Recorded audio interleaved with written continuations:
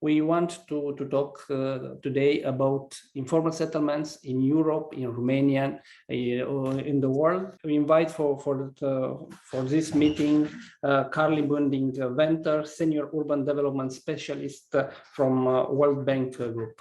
Thank you, Carli, and thank you to accept to be part of our event. Thank you for the invite. It's a great pleasure. This recorded intervention will be very useful for us. And the participant, it's from Bucharest, it's from Reșița, it's from other Romanian country, but also we have two online participants, Sasha Tsenkova, professor from University of Calgary, and Cristi Poțiu, professor from National Technical University of Athens. So it's a real international project and real international meetings.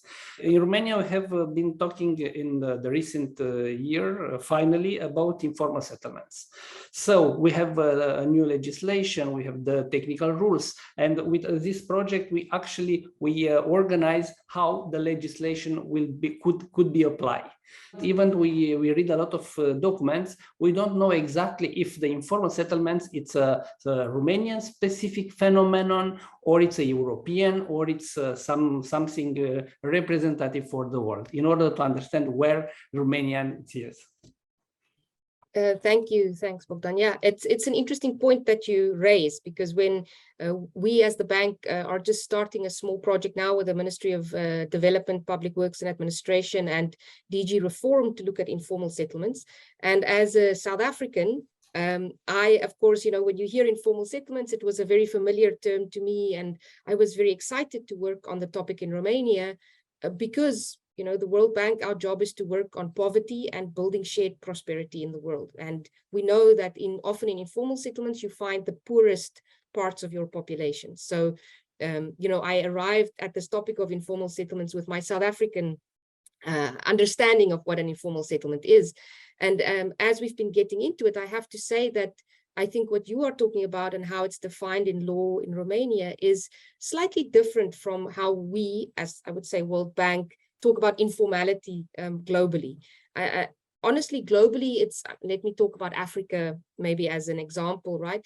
Where you have massive urbanization pressures, large populations moving to cities, you often see informality happening at the outskirts of cities. This is just urbanization pressure that is basically resulting in people taking up informal options for housing. And this is often a situation where people are moving towards opportunity. We know that cities offer opportunity for people, and they move often from rural areas into urban areas. I think the situation, having looked at it a little bit in Romania, is maybe slightly different in that you are, from my perspective at least, often have communities that's been trapped in informality for some time. I mean, many of these informal settlements that you guys speak about and have been working on have been around for a long time. They're not necessarily growing with new people arriving. It's more a question of people being slightly stuck there, if I can put it that way. I think there's also a scale difference. When we talk about slums or informal settlements in other countries, it's often like hundreds of thousands of people sometimes, right? Living in abject poverty and in horrible conditions. I think certainly here, the scale is slightly different. So I would say that to summarize, I think the drivers are a little bit different towards informality. The reasons we see informality are slightly different potentially in Romania, and I think the scale is quite different to what we see in other places. And those two things really have an impact on how you can approach the challenge, right? I mean, if you know what the drivers are, and if you sort of see how this plays out in terms of typologies, etc., that helps you to think through what your solutions might be, which again will be slightly different to how we maybe approach this in other countries. From your side, do you think if Romania have a new legislation could be a good context, a good tools in order to make better action concerning the informal settlements, or is maybe too much or not enough in order to identify the solution from informal settlements? What's happened from this point of view, legislation in the other countries? Firstly, I do find it interesting that in Romania you went for a law that has a very interesting definition. So I think in some instances, that's positive. So yes, you've clearly defined what the problem is and where you want to target interventions. And if you meet that legal definition, you can potentially access the funds as a local government or as an NGO, maybe through European funds. You have a clear definition. I think on the other hand, definitions are sometimes difficult, right? In that it doesn't capture everything, and there will always be maybe something missing. Maybe if the definition has 3 or 4 requirements and you miss one of the requirements, oh, you're not legally defined. So I think that to me has been an interesting, again, in other situations where I've worked on informal settlements, it was less about defining it in law, and then therefore the law, that definition allows you access to resources, and maybe a bit more around building a community in that informality. So sort of bringing the creating a public who then has a voice that can then advocate for resources. So I think, again, this definition in law is something that's slightly different from what I've seen being done elsewhere. And I can see it being both very, very positive, because I know it took a long time to get this recognized in law. But at the same time, it comes with some challenges that you can always use the definition to either include or exclude certain communities, depending on what your intention is. So it might be a little bit of a mixed outcome. And as you guys also started working in how you implement that law, that's where the real, I think we'll see how this plays out, right? How easy or difficult is it to actually implement this thing, which we might have theoretically produced up to this point, which is why I think the results that you've produced in this project is particularly interesting. Yes, it's true. And I think it's important in Romania to write a legislation, because sometimes some planning intervention, if it's not right in the law, so even it's in the spirit of the law, it's impossible to be done. So I think this is one of the specific point of Romanian legislation, this necessity to have a clear text of law in order to know who make what is the responsibility of the central, local authorities, how could be involved the community. And of course, sometimes we will feel the difference between Romanian informal settlements and the other types, but sometimes it's not very clear. In your opinion, what is the main common point of informal settlements of the world, and what is different in Romanian or in the other country when you work in the past? Sure. So I think similarity, I think I've already alluded to poverty. Obviously, usually communities in poverty, absence of infrastructure and basic services, that's absolutely common. This issue of informal structures, usually the buildings are made of informal materials, etc. I do see this issue of sort of being on the periphery of society is also usually a common issue. Again, different countries, different situations, you often see these informal settlements that spring up in urban areas. If there's any vacant land in a big city that's facing urbanization pressure, that often gets taken up through informality, whereas I think a lot of what we see in Romania is slightly peripheral. Again, so common but slightly different. I think I think the access to services, both infrastructures like physical services, roads, water, sanitation, but then also social services, right? So access to education, healthcare, and other, some of it is linked to the absence of physical infrastructure. If you don't have a road and you cannot connect, etc., that's problematic. So there are actually a lot of commonalities just thinking about that. Again, the biggest differences for me would be scale. And I think this creates a specific challenge that when we are saying that there's an absence of services, maybe municipal services, but you have this is absent for 20,000 people in an informal settlement, right? It becomes maybe slightly easier for local government to justify infrastructure investment to that locality. So, okay, we have to put in sewage lines or drinking water taps, and it's going to serve 20,000 people, right? That's a slightly easier argument to make.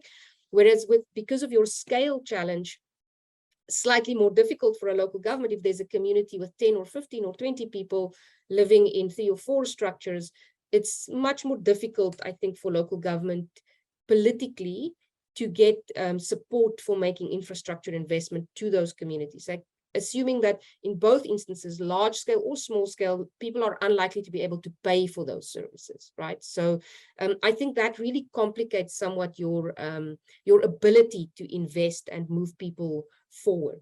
I think there are, what again, interestingly, a difference here is often the conversation about the provision of social housing for these individuals, communities, households, and possible relocation, which you can imagine if you're talking about 10, 20, 50,000 people in a settlement, relocation just isn't an option, and you have to sort of go to in situ upgrading, whereas still in Romania, often on the table is the option for the provision of social housing and then relocation.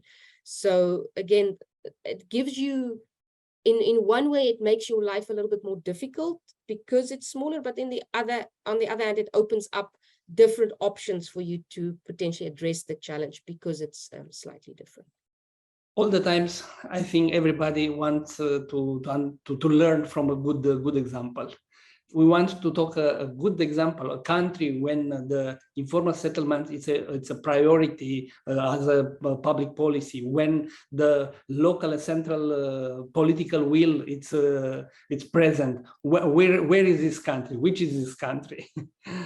Or cities? So yeah, so I think this is a difficult question. You're asking all the difficult questions today, Bogdan. I think, again, in our work that's coming up, we want to find some comparative examples that we can learn from.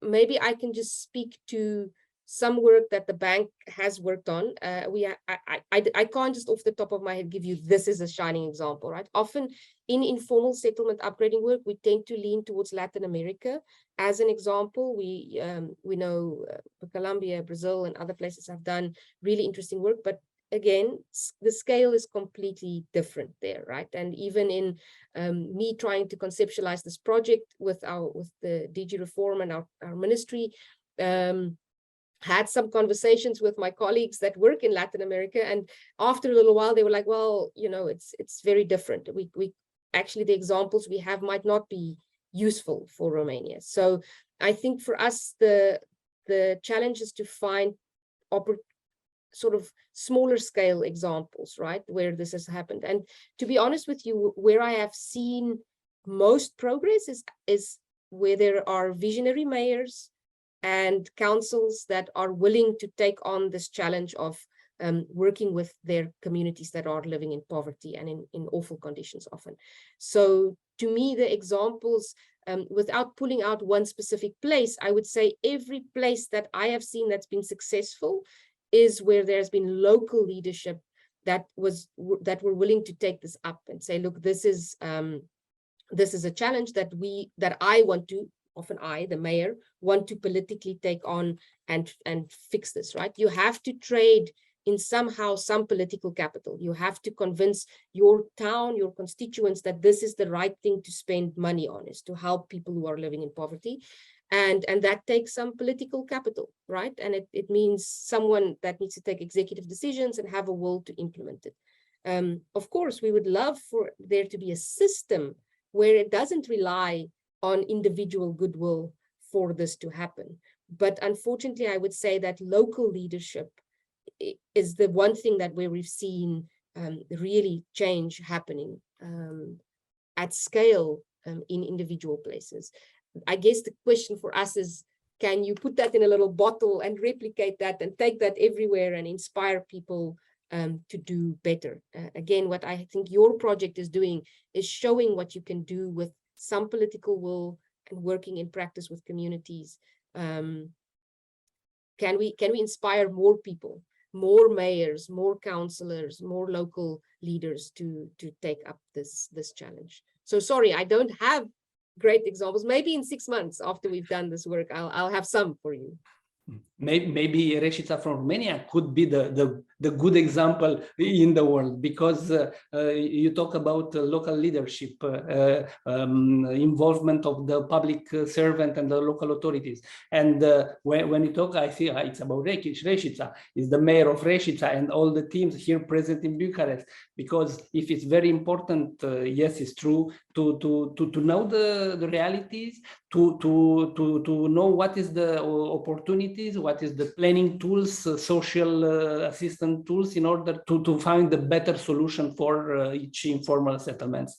But what is the role of the communities in this participatory planning process? In this an idea to change the life of communities by public policy? What is the better way in order to make from the local community a partner, not a hostile combatant in idea, we want better for you, but you know better what is better for you. Yeah, I think this issue of participation, I mentioned this earlier, we talk about public participation, but there's some literature available on this issue of the public. What is the public? We just use this word like it's something that exists, but for every project, every initiative, you have to call the public into existence. You being whoever is initiating the project, right? Whoever is driving the initiative, have to create the public. It's not a homogeneous, you know how it is, you go to a town of 5,000 people, it's not a homogeneous community, right? There are different views. There's not one public. So I think part of the growth we need to see in this space is understanding what it means to create this public, calling the public into existence. Like, it's not outside people arriving and telling communities what's best for them. It's also capacitating those communities to participate. So again, I'll just give you some of my own examples in South Africa, right? Where we have let's say we have this very nice integrated development planning process, and by law, this has to be participatory, and local governments write these plans, and then we go through a participatory process to be sure that the plan reflects what communities want. But that process often is just one meeting in a community hall, one day a week, like a Wednesday or something, and maybe 50 people show up, and it's some government official that does a presentation in using words and language that the community don't even understand. And then there's a microphone going around, and maybe 3 people can speak, and it's always the same 3 people, and they always have the same issue that they're worried about. No one else gets a chance to speak in the community hall. And then we leave after 2 hours and we say we've done public participation, right? So I think it's also in the quality of that participation. It is in capacitating these communities to actively participate. So how do you help them to have their voice heard? Create the right platforms and opportunities for them to engage, which might not be a town hall meeting where they're expected to stand up in front of a crowd of 100 people and speak into a microphone. There's always some old lady in the back that never says anything, but that knows the history of the community, and that maybe is the person that should be speaking and has the answers that we're looking for. So I think definitely the idea of participation, and I see this growing in Romania. I see more and more of this participatory stuff happening. But I think when we are working with very marginalized communities, we do have to do somewhat better in the type of participation that we offer and how we run those processes. So there are, again, lessons we can take internationally around how we can get the really marginalized and vulnerable communities into spaces to make their voices heard. It's not friendly to just pluck someone from their house and stick them in front of a mayor and say, now tell the mayor what your problem is, right? It's intimidating, and it's not always conducive to getting the correct answer. So we also have to be sensitive to those things. Yes, the community, it's important. The leader of community is very important. The voice, you talk about the voice, it's important in order to be heard by the local authorities, by the other, in order to understand even the people from informal settlements, what's happened and what is their history. So because this phenomenon, I discovered informal settlements 15 years ago. And I remember from beginning, it was maybe ignorance phenomenon from the others. Why it's necessary to talk about these people. They are guilty, they are poor, they are guilty. Why, etc., etc. So I think it's important also for the community, but also from informal settlement, but also for the others to understand this phenomenon. Because I think even in Romania, we want to act now. We want to help the local communities to understand what is the steps, what is the better solution, when and how they could make a relocation or a better regulation in place. It's very different situation from cities, one city to others. And I want to understand from you if you feel this phenomenon of informal settlements in Europe. It's a decrease phenomenon or a spread phenomenon? That's an interesting question. I don't think that we've done a lot of work on this informal settlement phenomena in Europe necessarily. I think, to be honest with you, I'm not 100% sure what the European conditions are. I think you obviously have the issue of declining populations, which is broad. If I say that one of the drivers usually is population growth and urbanization, you know, what does that mean in a Europe that's actually seeing a declining population? So it's difficult for me to say. I would suggest maybe it's more of a stagnant situation. Just again, I have no data behind this and I would have to do a bit more research, but my gut feeling would be that it's probably somewhat stagnant. And from what I've seen in Romania, a lot of these communities have been in these informal situations for very long times, and children get born into poverty and informality rather than new people necessarily arriving into informality. This, again, I'd have to check some numbers, but that would be my gut feeling, that it's probably a pretty stagnant situation, which I guess is just as big a concern, right? Why are we not moving people out of poverty and informality into better quality of life? So I guess in Europe, stagnant is probably as bad as growing, right, from an informality perspective. But again, I would have to crunch, do a bit more reading before I can give you a formal answer. I guess this is just my gut feeling. Do you think for mid and long terms as strategy, policy, is better to ignore, is better to be involved in order to change the life of this community, or is better to understand this is the reality, we just see, understand it's difficult for these people, and we go ahead?